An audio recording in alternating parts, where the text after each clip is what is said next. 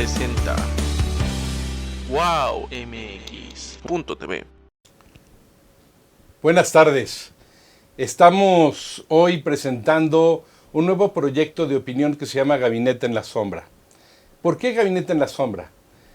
El viejo primer ministro y gran estadista británico Sir Winston Churchill siempre hablaba de un gabinete en la sombra como un factor alternativo para hacer opinión al gobierno que estaba en turno. En este caso, Gabinete en la Sombra es un proyecto que hemos ensamblado muchas personas del continente latinoamericano, desde el río Bravo hasta la Patagonia e incluso un poco más allá, hasta el río Potomac, algunas personas de Estados Unidos. Y este tema es principalmente abordar el conflicto latinoamericano. Precisamente está pasando de México a la Patagonia muchas situaciones que tienen que ver con elecciones, grupos sociales, incidentes, algunas cuestiones que son de represiones, nuevas constituciones, es decir, el mosaico latinoamericano se está modificando dramáticamente. Incluso hay algunos que piensan que hubo elementos premonitorios en algunas películas que hace unos años en la prepandemia ganaron muchos Óscares. Por ejemplo, Parásitos de Corea del Sur o El Guasón en Estados Unidos, donde hablan precisamente de la extrema desigualdad que están ocurriendo en las sociedades, motivo de nuevos movimientos que están ocurriendo y esos movimientos que pueden ser violentos y que han dado origen incluso a nuevos órdenes legales o a nuevas constituciones y algunos piensan, ¿por qué no?, incluso en un nuevo orden. Y hoy, en este programa inaugural, vamos a hablar de un país que es muy importante porque es muy representativo para América Latina.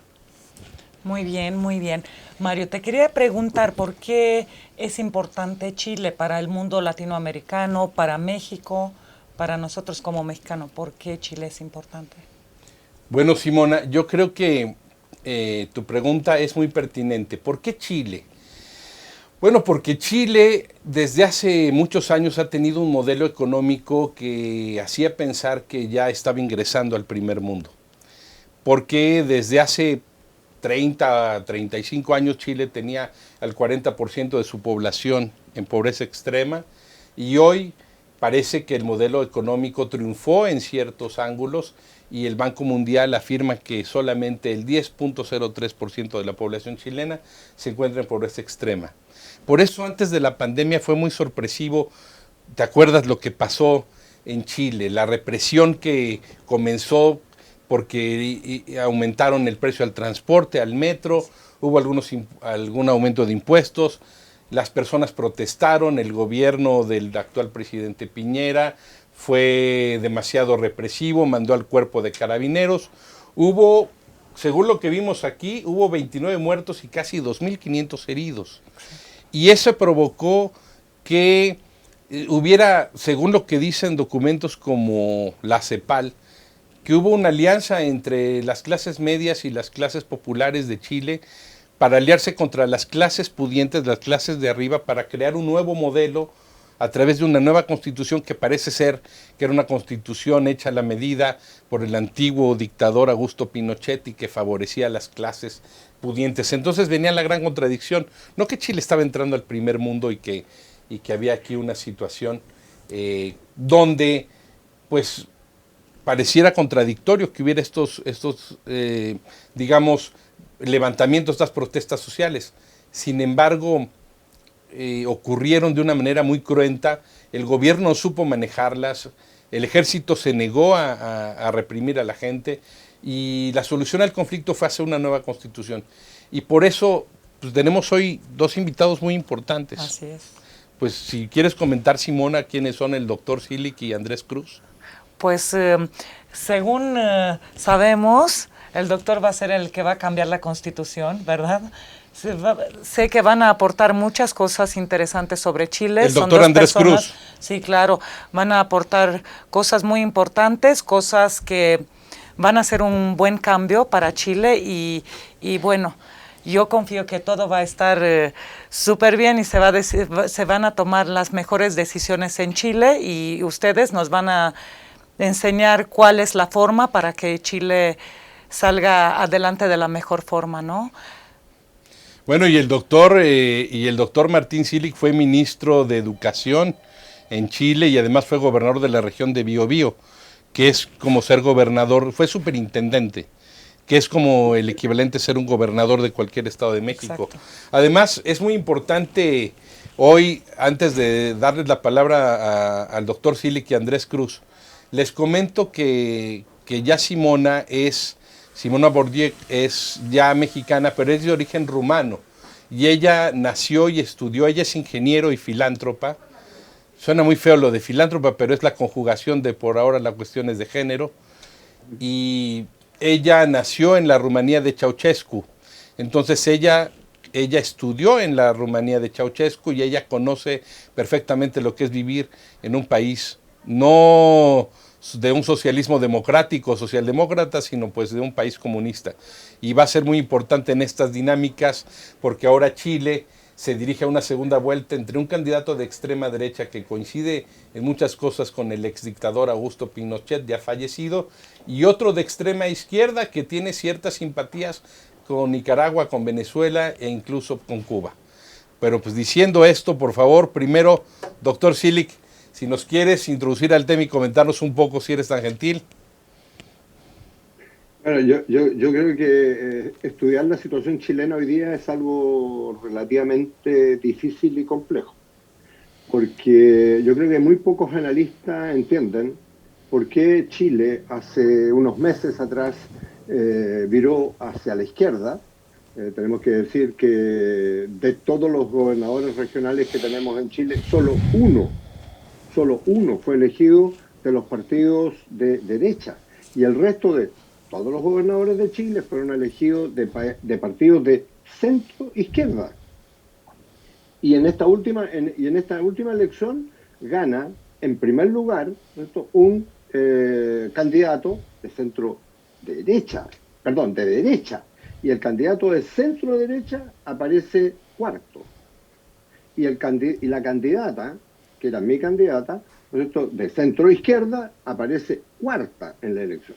Entonces, lo que conversábamos antes de entrar al programa, yo creo que hoy día en Chile, más que el tema de derecha o izquierda, la gente se está preguntando quién responde a mis necesidades hoy. Y mis necesidades hoy, en todas las estadísticas, que son, entre paréntesis, las estadísticas de América Latina y el Caribe, hay que ver lo que ha sido el barómetro, ¿verdad?, de América Latina. ¿Cuáles son las grandes inequidades de América Latina? Y las de Chile, por supuesto. Salud en primer lugar, educación en segundo lugar y acceso al trabajo en tercer lugar. En Chile esas tres están presentes, pero también hay otra que es tremendamente importante y preocupante, que es el tema de la violencia. Lo que tú decías, Mario, es cierto. Chile hace 2 años, nosotros ya vamos entrando a los 2 años, tuvo una preocupación importante y tuvo, ¿no es cierto?, un estallido social que fue basado fundamentalmente en el tema de la equidad. Porque es cierto, Chile era el país que había crecido más en América Latina, que había resuelto mejor el tema de la pobreza y de la extrema pobreza. Los niveles de pobreza eran bajísimos y los de extrema pobreza están bajo los 2 dígitos. Entonces, realmente Chile había dado una solución importante a los problemas básicos, pero no había resuelto el problema de equidad. Yo diría que ese es el tema central, porque equidad no es lo mismo que igualdad. O desigualdad. La inequidad es una desigualdad injusta. Y esa es la conciencia de la gente. Esta desigualdad es injusta. ¿Por qué yo, te preguntaba a alguien, que tengo un doctorado en la Sorbonne, tengo que tener el sueldo miserable que tengo, que no me permite salir de la pobreza en la que he vivido casi siempre, a pesar de mis estudios? Entonces, cuando vimos esa cantidad enorme, el millón de personas que bajaron desde todos lados hacia la Plaza Italia en Santiago, no eran de los barrios bajos, no era la gente más pobre, era la gran mayoría, era la gran masa de ciudadanos que estaban conscientes de la inequidad.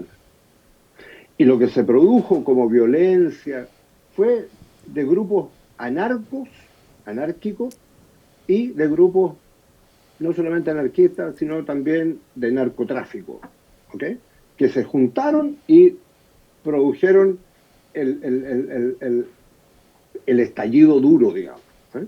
Pero digamos con claridad que el tema central en Chile fue ese, fue un tema de equidad. Y eso obligó al gobierno, que no quiso nunca entender que había que cambiar la Constitución de Chile, porque era uno de los problemas fundamentales de la inequidad, y cambiar el modelo económico chileno, eso que nunca quiso entender, ahí estuvo obligado a entender, y ahí surge este compromiso por la nueva Constitución y terminamos eligiendo a la nueva constituyente. Oye, doctor, pero háblenos ¿sí? un poco de por qué el ejército se resistió a reprimir. No, perdón, no hubo resistencia. No, eso no es así. Eso ¿Es una es una falacia? imagen. ¿No fue cierto eso? No, absolutamente. A ver, el tema fue que no es que el ejército se haya. El ejército fue consecuente con las pedidas del gobierno.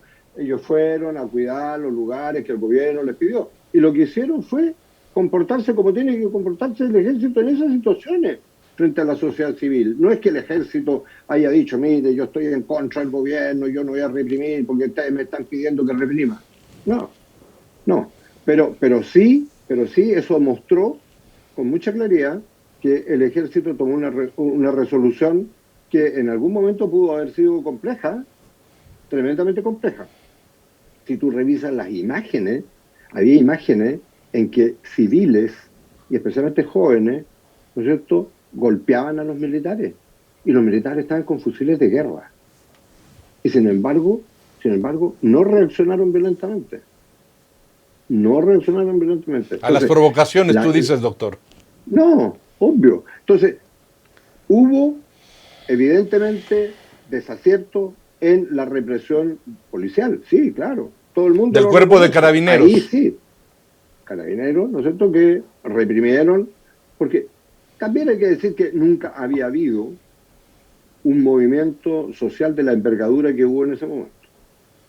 Y frente a eso, Carabineros tenía una manera de actuar, implementó esa manera de actuar, equivocada, errónea. Tú no puedes disparar aunque sean balines de goma, que entre paréntesis son balines de goma, eran balines de goma por fuera y balines de acero por dentro. Entonces, esos balines sí podían provocar daño tremendo. Probablemente no matar a las personas directamente, pero sí produjeron una cantidad enorme de lesiones oculares, por ejemplo, que fue lo que provocó una reacción tremenda. De hecho, una de las senadoras elegidas ahora, ¿no es cierto?, en el fin de semana pasado, es una mujer que quedó ciega, ¿no es cierto?, por los impactos de los balines. Fue como candidata a senadora por Santiago y ganó y con una mayoría contundente.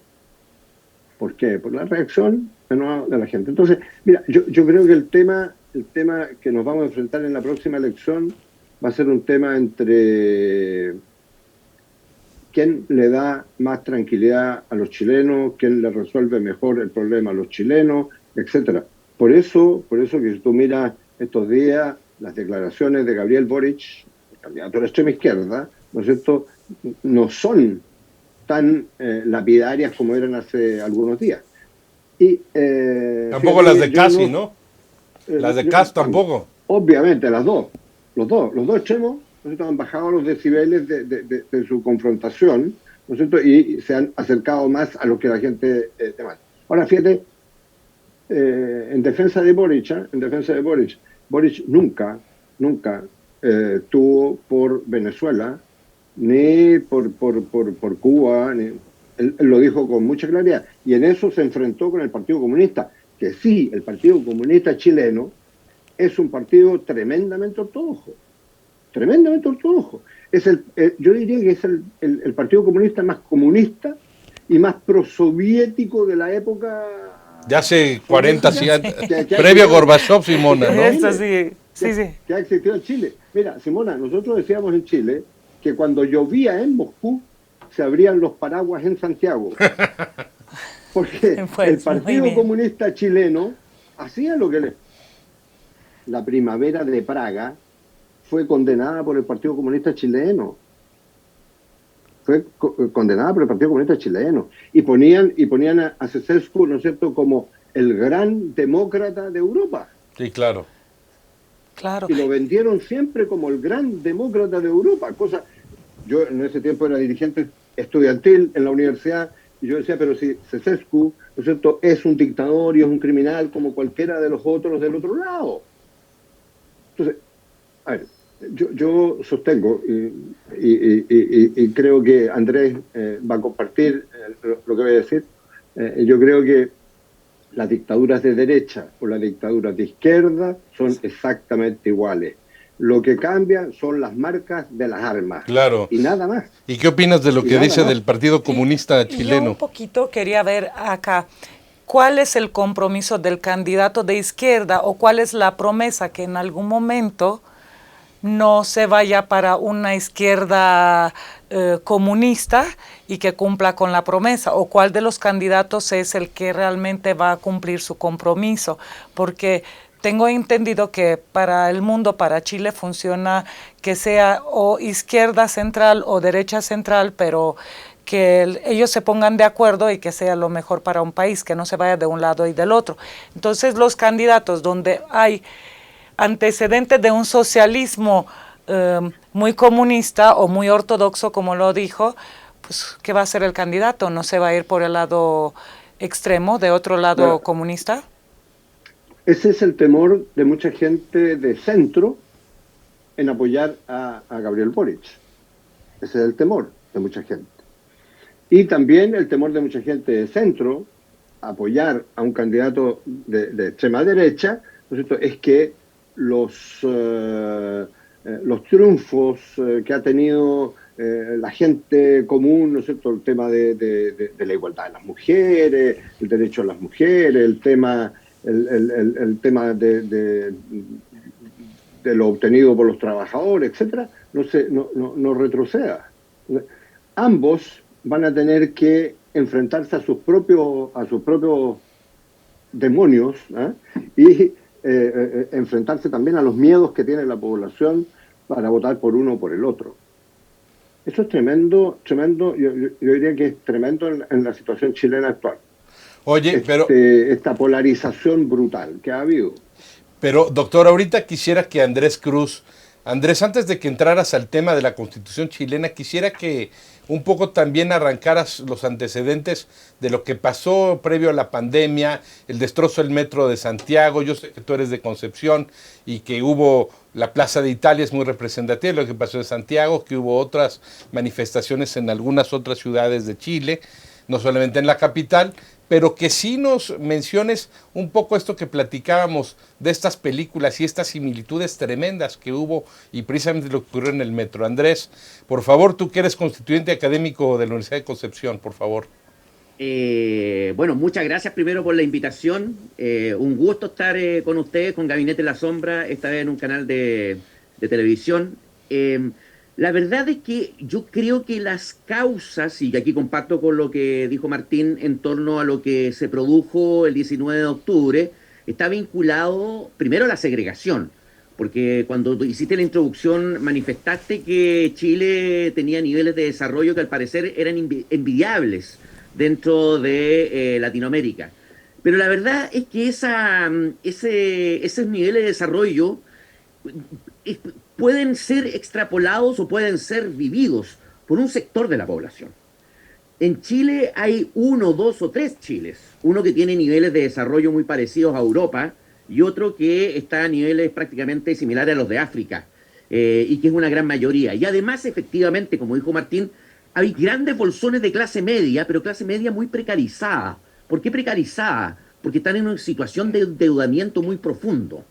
Por lo tanto, ellos han llegado a un estatus específico como consecuencia del endeudamiento. Y eso implica que la dinámica en la cual se desenvuelve el trabajo del chileno y la chilena normalmente está muy vinculado con el pago de la deuda. Y por eso es tan delicado cuando se dan situaciones de crisis económica o estancamiento en el crecimiento, como es la situación chilena. En Chile hay una situación de crecimiento muy, muy feble.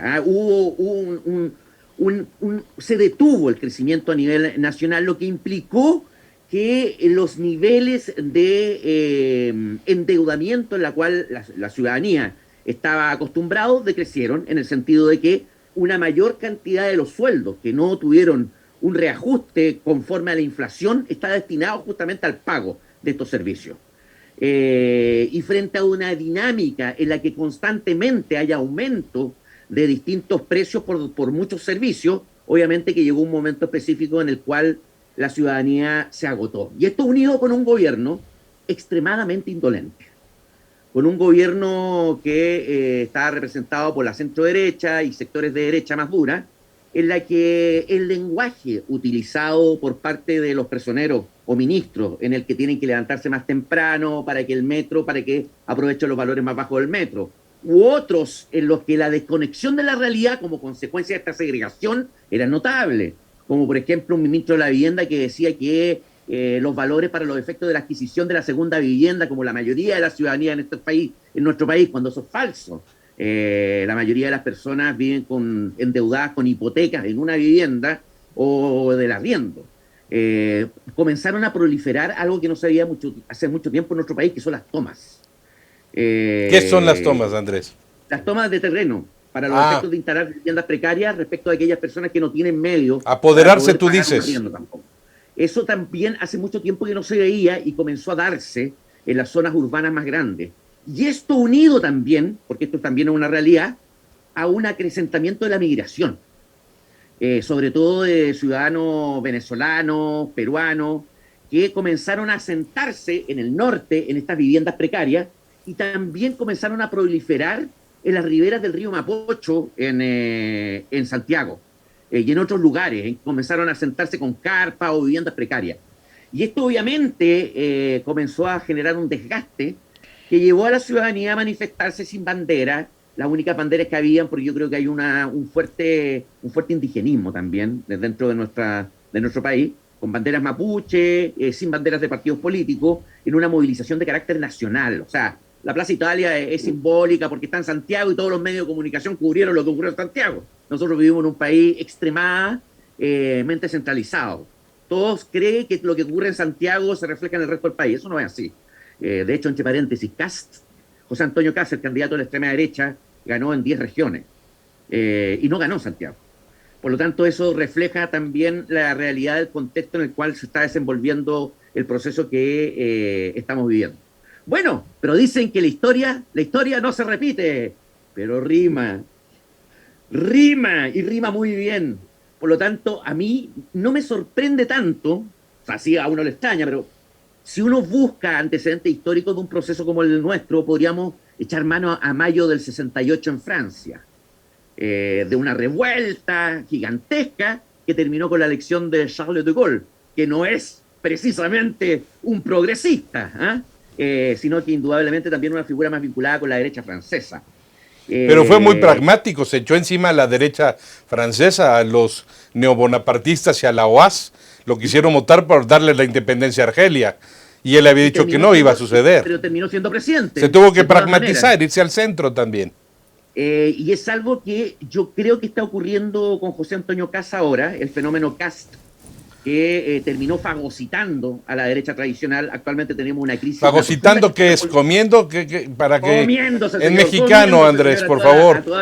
A la derecha tradicional, así como el Frente Amplio, que es un colectivo también nuevo, relativamente nuevo, terminó fagocitando también a la antigua centroizquierda, respecto de la cual yo me siento identificado. Yo soy convencional constitucional por el colectivo socialista. Efectivamente, yo creo que no hay riesgo a todo esto, Simona, para los efectos también de contestarle la pregunta, sí, de que Boric se vaya a radicalizar. A mi juicio, Boric es un candidato de izquierda, pero que ha demostrado que tiende a ser relativamente razonable. uno puede asumir que es ingenuo, pero que es razonable. Él fue el único del Frente Amplio que concurrió a la firma del acuerdo de noviembre, sí, para los efectos de que se procediera a votar, a plebiscitar si íbamos a sustituir o no la Constitución y a implementar la Convención Constitucional. Él efectivamente, como muy bien dice Martín, ha señalado de manera permanente estar en contra de las dictaduras venezolana y cubana. Lo ha recalcado en más de alguna oportunidad. En el día a día se han visto tensiones muy profundas entre el Partido Comunista y el Frente Amplio. De hecho, ayer Jadwe, que era el competidor en las primarias, manifestaba que el votante del Partido de la Gente, que es el fenómeno Parisi de nosotros, Parisi es el candidato que no estuvo en Chile, que hizo campaña simplemente por las redes sociales y obtuvo el tercer lugar. Jadwe manifestaba que estos votantes eran hombres egoístas y que lo interesaba era solamente engrosar su bolsillo. Y esto obviamente afecta a la candidatura de Boric, porque el votante de Parisi le sirve a él para los efectos de ganar la segunda vuelta. Y el otro aspecto que hoy día el presidente del Partido Comunista, Jorge Tellier, manifestaba que no va a haber ningún cambio de programa. Y en circunstancias que Boric ofreció ajustar el programa para los efectos de que otros sectores puedan adherirse a su candidatura. Pero se cumple lo que dice el doctor Silic aquí, Andrés, el Partido Comunista no quiere ceder nada, ¿no? Un gobierno del Boric, del Frente Amplio con el Partido Comunista, yo creo que es inviable. De hecho, en la Convención Constitucional son colectivos que están en contraposición, actúan como fuerzas distintas. Yo estoy, Simona, en el colectivo socialista, pero nosotros los socialistas estamos más en la línea socialdemócrata. Somos, los que nos dicen acá somos los amarillos. No, es el insulto para nosotros, los amarillos. Uno constata estar en una posición más de centro-izquierda que el Frente Amplio, pero sirviendo de clivaje para lograr que el Frente Amplio y el Partido Comunista lleguen a acuerdo. Lo que yo creo que va a ser indudable es que de ganar Boric el 19 de diciembre, va a tener que gobernar con el Partido Socialista. No va a poder gobernar con el Partido Comunista. No es viable. Pero ves las aptitudes de Boric también en Cast, las ves que también pueda ser negociador en la búsqueda del centro. ¿Cómo ves tú, Andrés? Perdón, no te entendí la pregunta. Es decir, el candidato de la derecha, de la que simpatiza con el pinochetismo, Cast, ¿le ves las aptitudes también de Boric de buscar el centro y de ser así de conciliador? Yo creo que no es honesta su posición, porque a diferencia de Boric, que ha demostrado mediante ciertos actos en el pasado estar en situaciones complejas, siendo capaz de buscar el centro, el discurso de Kast es completamente distinto. Es un discurso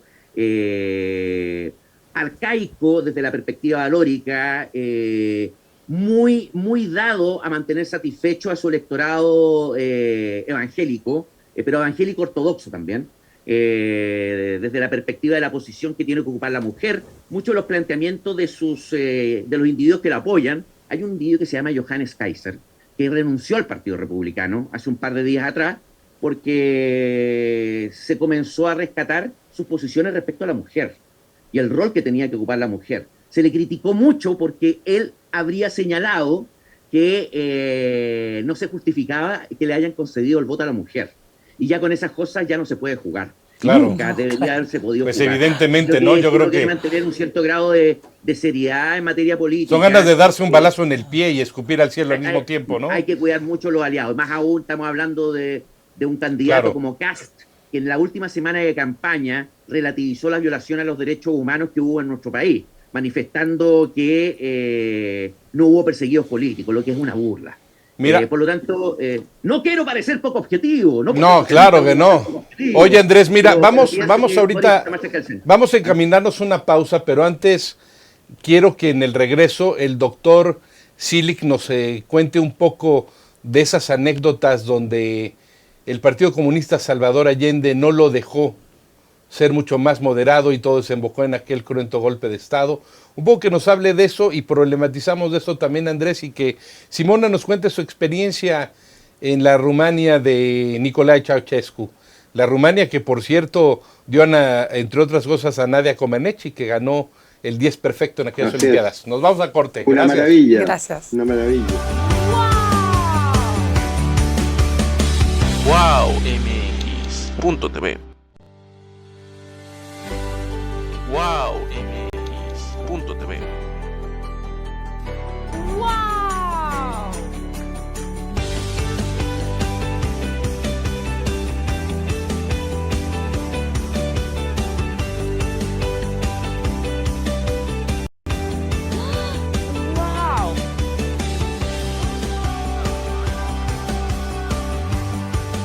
Wow!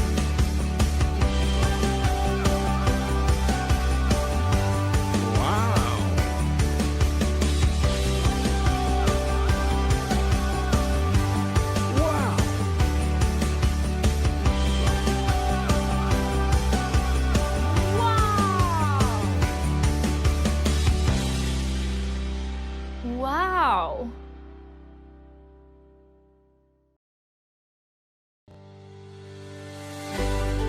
wowmx.tv. Wow!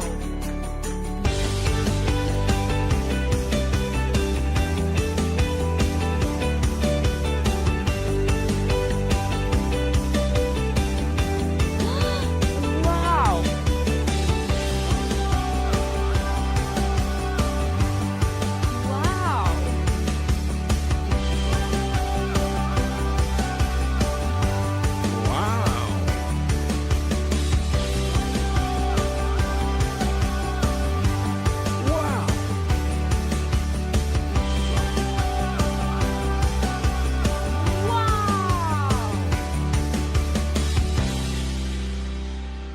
Wow! Wow!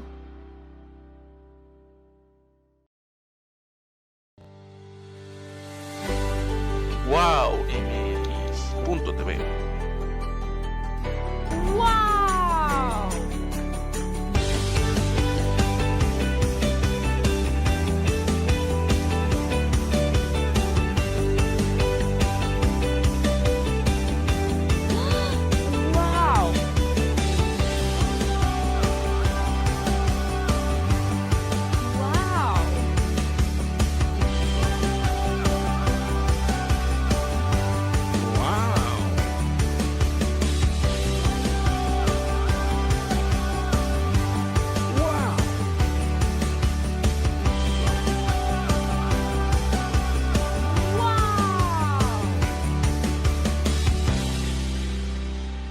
Wow!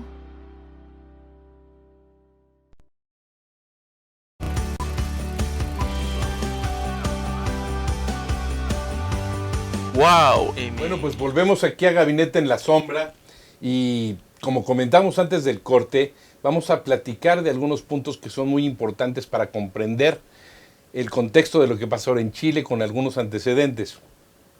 Yo quisiera preguntarle ahorita, porque lo vivió muy bien el doctor Silic en esas juventudes, digamos que el tiempo previo al golpe de Estado que tuvo el doctor Salvador Allende y cómo mucha gente alrededor de él se radicalizó y el mismo doctor Allende también se radicalizó, y lo cual derivó en ese cruento golpe de Estado, injustificable desde mi punto de vista, porque fue electo democráticamente el doctor Allende, y menos por el que era su ministro de Defensa, pero analizando objetivamente las cosas como ocurrieron. Doctor, un poco si quieres escudriñar en el pasado, doctor Martín Silic, tú que lo viviste. Mira, a ver, ahí quiero defender al Partido Comunista, porque el Partido Comunista no fue el partido más extremo en el gobierno de Allende. No fueron ellos, fueron, yo diría, bastante más centrados, bastante más centrados. Pero tuve una fracción del Partido Socialista, con Altamirano, que era su presidente de la época, nosotros su secretario general, fue el que llevó a un extremo a Allende y estuvo más cerca del movimiento de izquierda revolucionario, o sea, de la extrema izquierda, que del centro. Yo creo que Allende terminó sus últimos días absolutamente convencido de que tenía que llamar a un plebiscito nacional para salir de la crisis. El problema es que no alcanzó a hacerlo, a pesar, ¿no es cierto?, de el apoyo de partidos de centro, yo diría, ¿no es cierto?, como la Democracia Cristiana, el Partido Radical y otros, que querían, ¿no es cierto?, una salida menos cruenta, digamos, lo que fue la dictadura en Chile. Entonces, mira, yo creo que el tema, la historia, como dice Andrés, no se repite, pero hay que tener cuidado. Ahora, yo creo que dentro del Partido Comunista Chileno también, por primera vez, hemos visto algunas disidencias. Entre ellas, la diputada Carol Cariola, por ejemplo, a quien yo le tengo mucho respeto y la quiero mucho porque fue alumna mía en la Universidad de Concepción, ha tenido una posición bastante crítica a decisiones del Partido Comunista, por ejemplo, de hace algunos días atrás, que salieron apoyando el proceso de Nicaragua. Todos sabemos que en Nicaragua no hay que irse con eufemismo. Hay que decir que Nicaragua está gobernada por un asesino y por un dictador. Qué lástima, y porque el sandinismo tumbó a Anastasio Pero, por Somoza, favor, que a él venía por de una favor. dinastía de dictadores, igual que su padre, que Absolutamente. fueron muy cruentos dictadores de Nicaragua, ¿no? Y que ahora esa historia Absolutamente. se repite en el sandinismo, Absolutamente. se me hace una grave Y hoy crueldad. día, nosotros en América Latina tenemos por lo menos 2 regímenes que deben ser condenados por cualquier demócrata. 2, seguro, y un tercero también.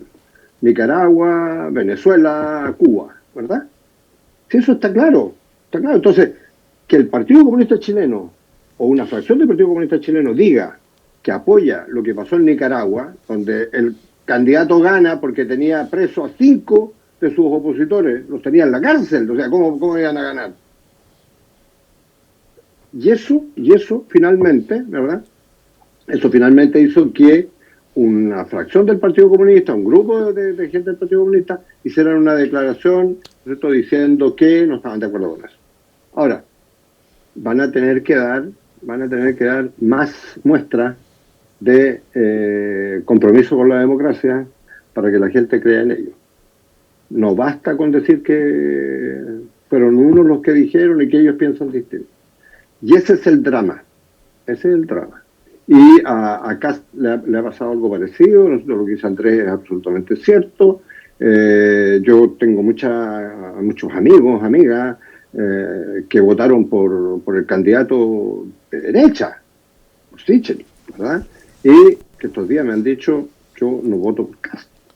Oye, Andrés Yo no Cruz, voto por pero Kast. lo que dice el Entonces, doctor Cielic, ¿no será que una sociedad que tiende al conservadurismo como la chilena le tiene pavor a lo que está pasando tanto con el tema de los araucanes como el tema digamos, los araucanes, los indios araucanes se han rebelado contra el gobierno? Dicen que hay mapuches, perdón, los indios mapuches.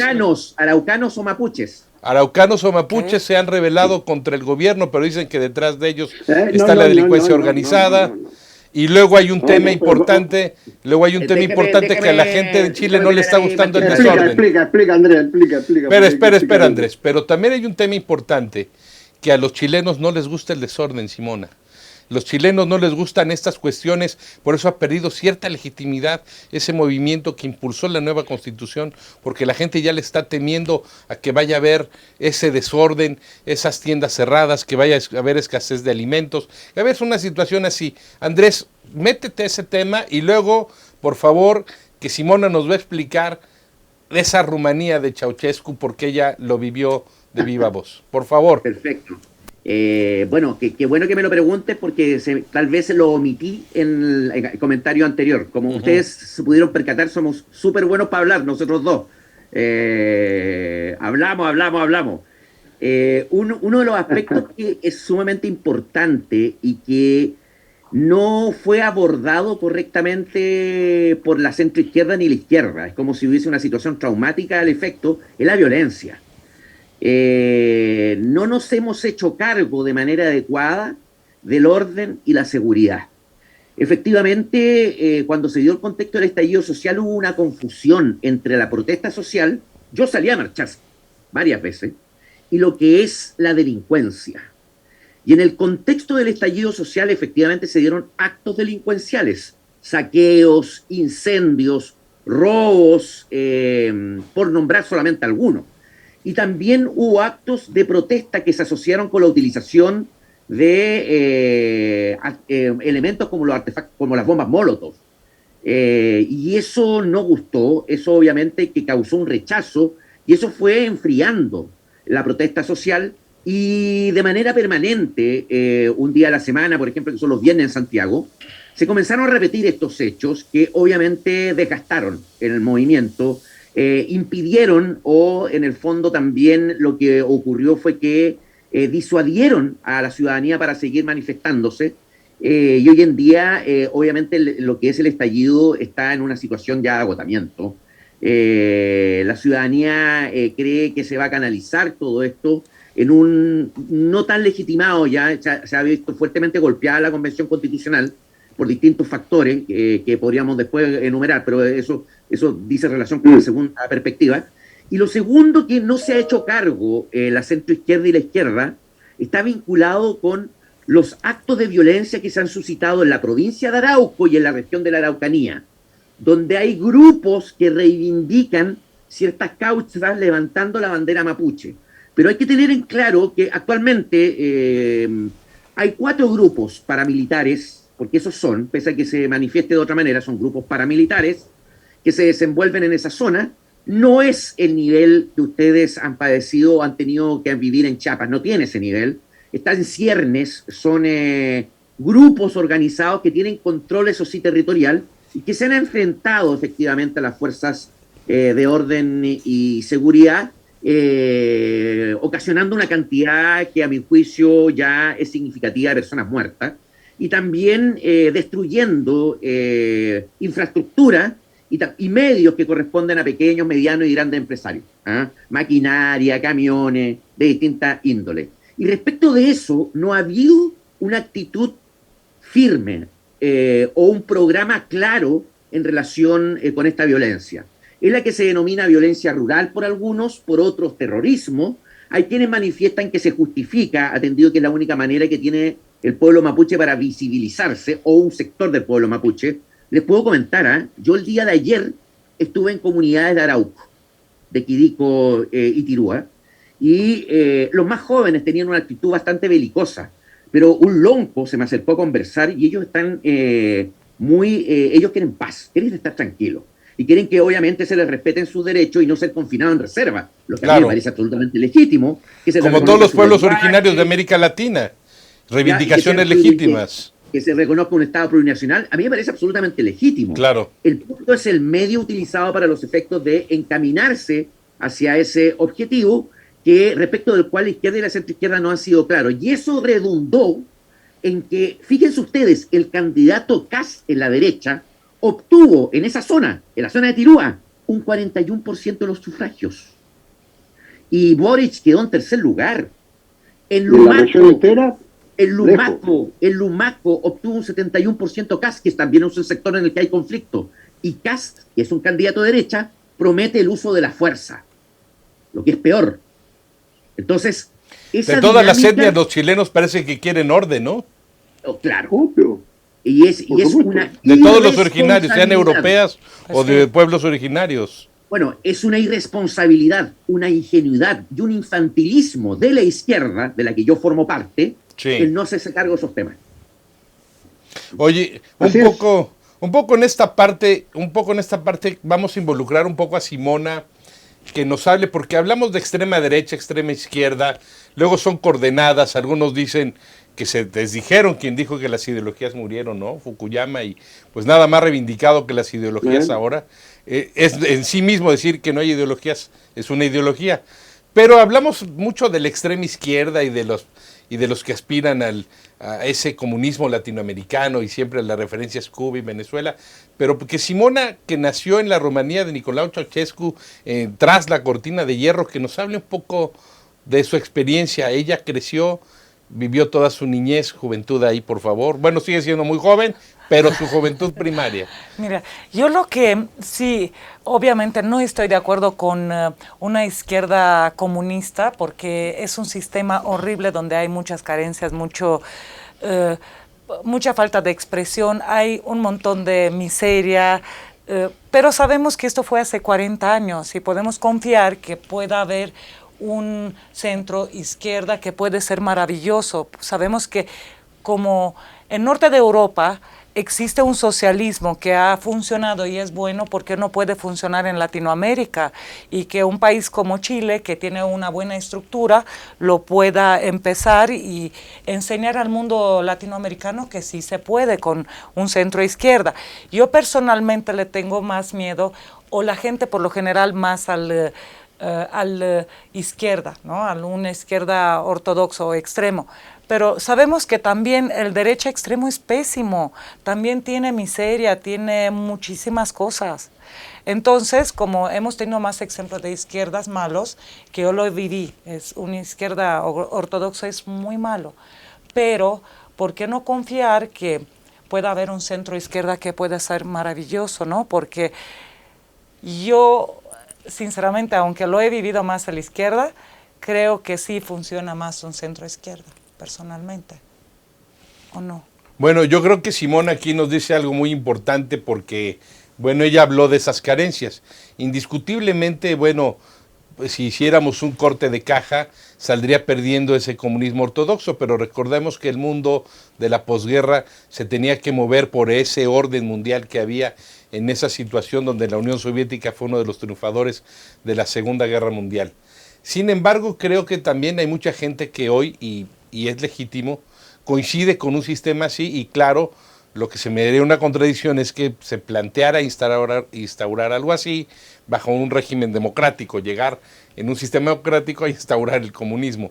Pero digamos que hablando de la cuestión latinoamericana, aquí doctor Silic y Andrés Cruz, a mí se me figura muy importante que lo que está pasando en Chile puede irradiar o puede ser ejemplo de lo que ha pasado para América Latina. Lo fue en temas tan sencillos como las AFORES. Aquí las AFORES y los sistemas de retiro se tomaron de los sistemas chilenos. Y también fue muy importante que hasta Salvador Allende, la democracia chilena siempre fue un ejemplo para América Latina de estabilidad. Y también después de Pinochet, la concertación de todos los partidos que se unieron para lograr objetivos comunes, donde estuvo Lagos, Bachelet, Frei, hubo demócratas, cristianos, centro izquierda, centro derecha, se pusieron de acuerdo sobre objetivos principales, sobre prioridades para que Chile se desarrollara, y creo que dio buenos efectos y también fue un gran ejemplo para América Latina. Creo que hay que estar muy pendientes de eso. A ver, doctor Silic y Andrés Cruz, ¿qué opinan de eso? Doctor Silic, ¿cómo ves esta situación?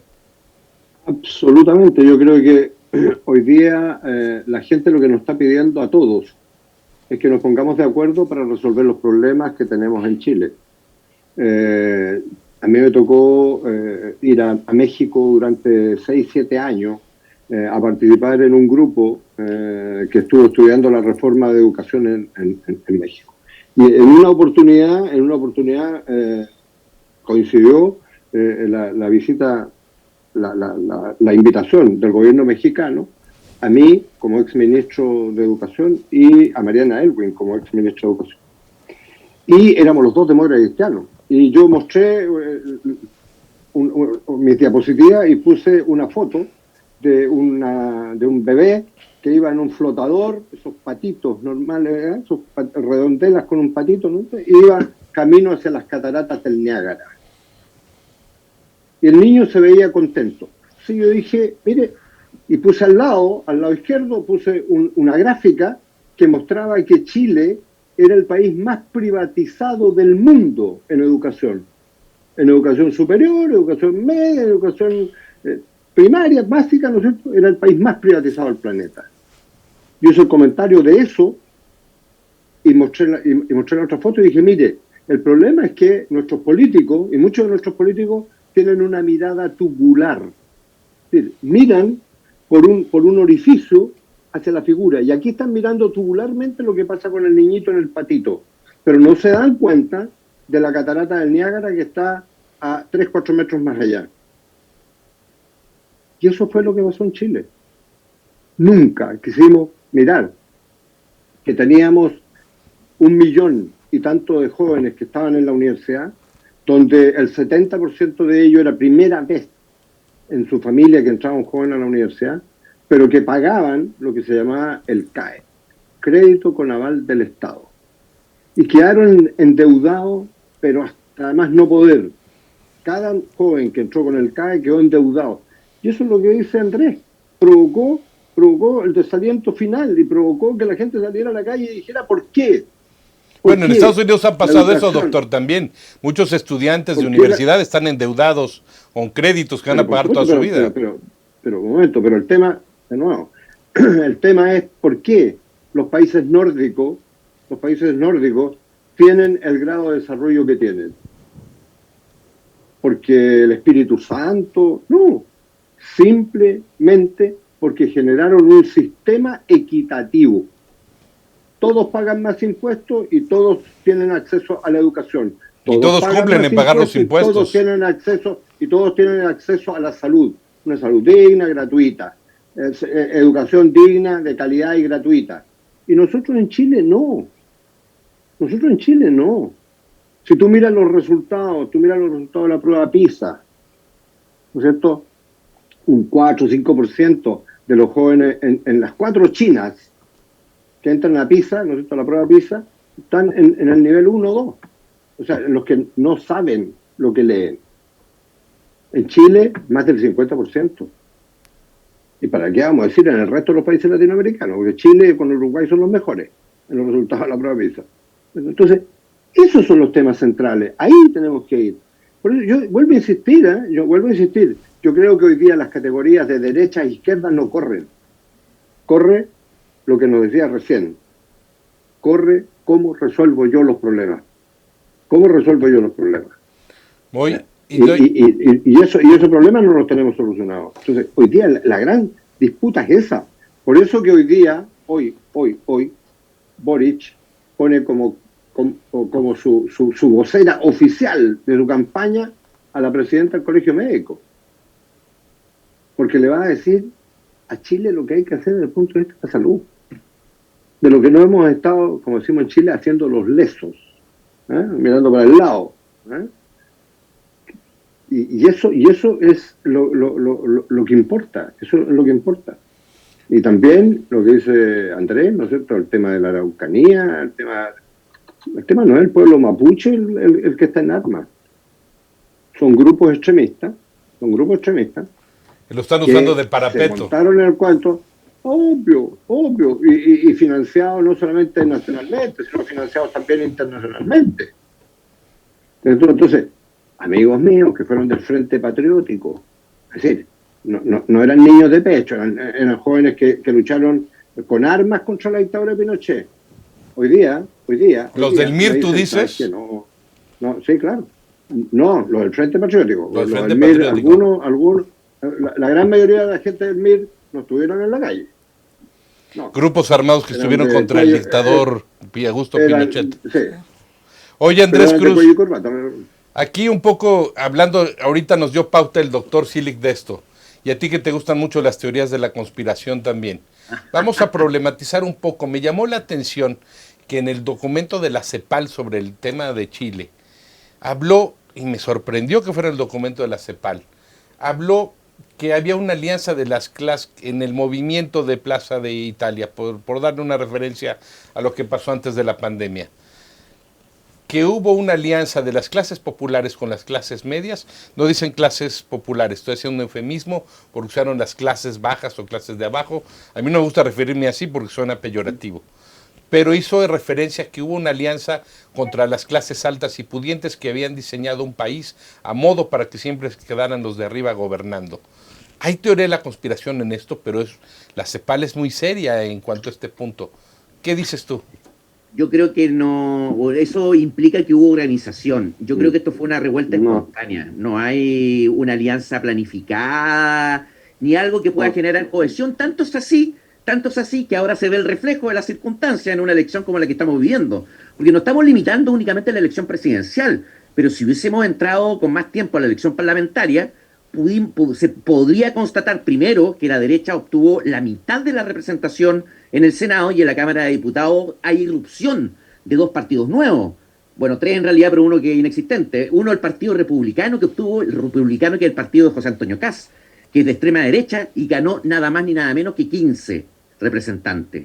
El Partido de la Gente, que es un partido de París y que es nuevo, que obtuvo 6 representantes, entiendo yo, y el Centro Unido, que es un partido bien raro, que tuvo un representante, yo creo que es coyuntural nomás las circunstancias. Pero eso implica un retroceso de las Se fuerzas acabó el tradicionales. programa, nos ganó el tiempo. Pucha, ya, y un ascenso de las fuerzas nuevas, que por lo tanto implica que no hay una alianza y que creo que eso se debió única y exclusivamente al cansancio, pero que sí fue provocado por las clases privilegiadas al generar un sistema que obviamente beneficiaba a un grupo pequeño de individuos y no al resto. Pues muchas gracias. Les agradecemos Muchísimas mucho. Gracias, muchas Simona. Gracias doctor por toda la Silik. información. No, gracias, Gracias, Simona, gracias, a ti gracias, también. Cruz. Un gusto.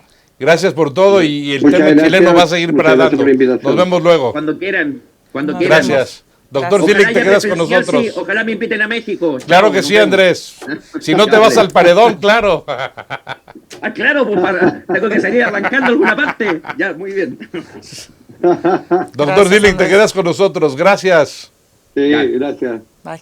Gracias. Wow MX.tv.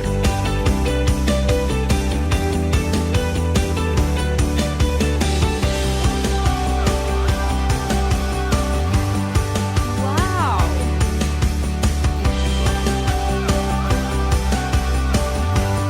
Wow.